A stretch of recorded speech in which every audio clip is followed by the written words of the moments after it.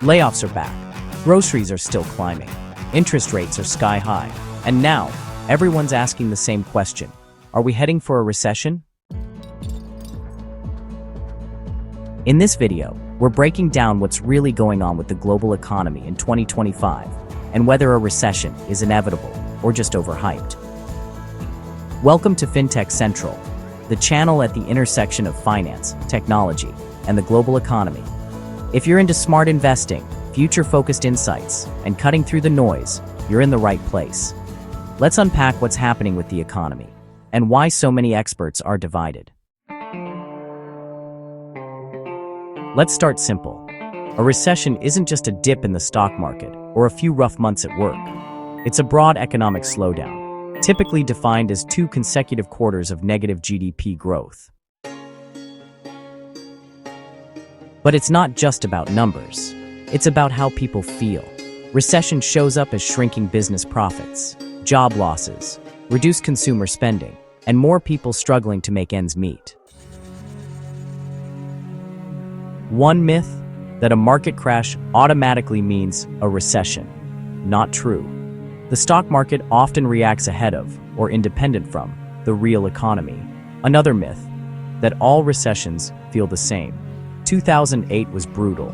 Housing collapse, mass layoffs, financial panic. But 2001? A mild tech-driven downturn. COVID 2020? A sharp but short recession triggered by an external health shock. Recession is like a flu in the economy. It slows everything down. Growth, hiring, investment, and recovery takes time. So why all the talk now? Because warning signs are piling up. We've had inflation running hot for years. To fight it, central banks around the world, like the Fed, the RBA, and the ECB, have raised interest rates aggressively. That makes borrowing more expensive for mortgages, credit cards, small businesses, you name it. At the same time, household debt is up, personal savings are down, layoffs are happening in big-name tech and retail brands, and consumer confidence is starting to wobble.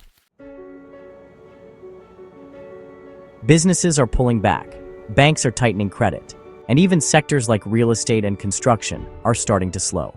Which brings us to the next question. There are 5 big reasons economists say a recession might hit in 2025. 1. The yield curve is inverted. That means short-term interest rates are higher than long-term ones. A classic recession signal that's predicted nearly every downturn since the 1960s. 2. GDP growth is slowing. Some countries are already flirting with stagnation. When growth flatlines, layoffs and cutbacks tend to follow. 3. Consumer demand is weakening. People aren't just cutting back on luxuries, they're rethinking essentials. High rents, unaffordable mortgages, expensive groceries, wages aren't keeping up. Household budgets are tightening, and it's starting to show in retail numbers. 4. Corporate earnings are dipping. Companies are issuing profit warnings. And when margins shrink, layoffs usually follow. And 5. Credit is harder to get. Banks are more cautious. Lending standards are tightening. And when businesses can't borrow, they stop expanding. It's like watching a car run out of fuel. The engine doesn't stop instantly, but the slowdown is real. Now, here's why some experts disagree. The labor market, while cooling, is still surprisingly resilient. Unemployment in many countries is near record lows. Some industries, like healthcare, AI, and defense, are still hiring like crazy. Consumer spending is also holding up, especially in travel, experiences, and digital services. Plus, inflation is cooling, not fast, but steadily. Central banks are starting to hint they may pause or even cut rates later this year. That gives the economy breathing room. And here's the thing, recession isn't destiny.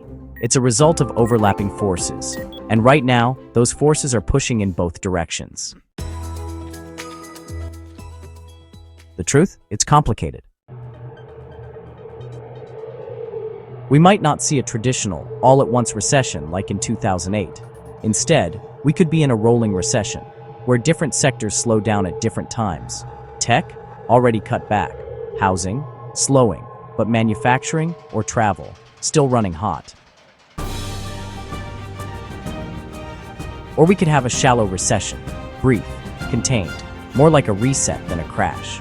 There's also talk of a soft landing, where central banks manage to cool inflation without fully tipping the economy into recession. It's the dream outcome, but historically, very hard to pull off. Only a few examples, like 1994, show it's possible.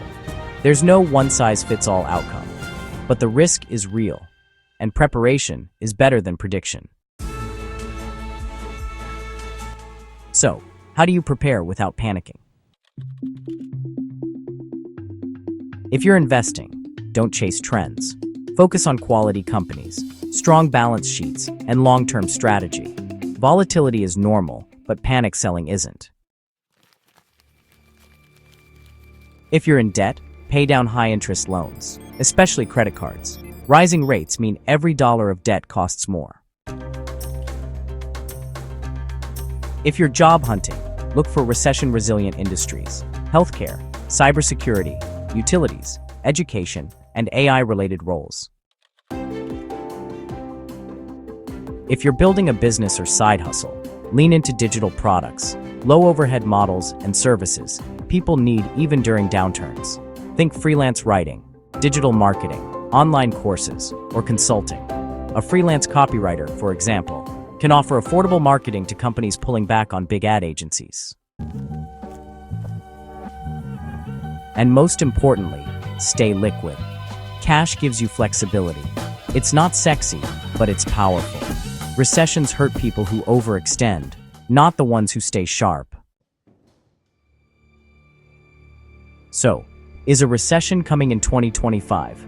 Maybe, but it might not look like the last one. And if it does come, it'll reward those who are ready, not those who are reactive. This has been FinTech Central. If you learned something new, hit like, subscribe, and drop a comment. What's your biggest concern right now? Jobs, debt, or inflation? And don't miss our next video. How the middle class is being quietly wiped out. Until next time, stay smart, stay informed, and keep building.